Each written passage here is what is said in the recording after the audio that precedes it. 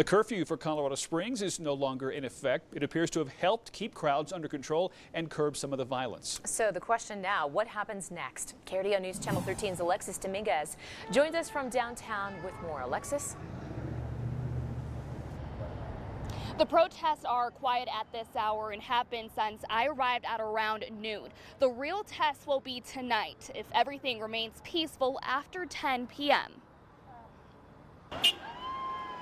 At 5 a.m. Monday morning, a citywide curfew came to an end for now. If for any reason we begin to see any public or private property damage, or if we see rock throwing or any other type of missile, if you will, that would endanger protesters, the police, or bystanders, then we'll reinstate it.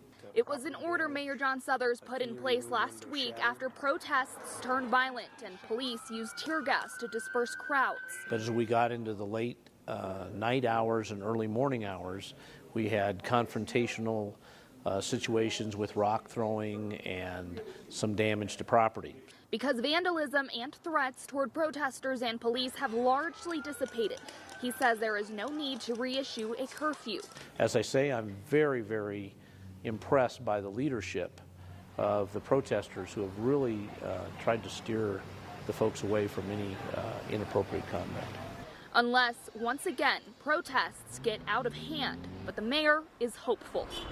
Curfew works because of the public reaction to it and the protesting citizens' reaction to it. Protests are again supposed to continue into this week. Whatever happens will most likely have a hand in whether another curfew is reissued. Reporting live outside City Hall in Colorado Springs, I'm Alexis Dominguez, KRDO News Channel 13. Yeah, certainly behavior plays a lot into that. Alexis, thank you.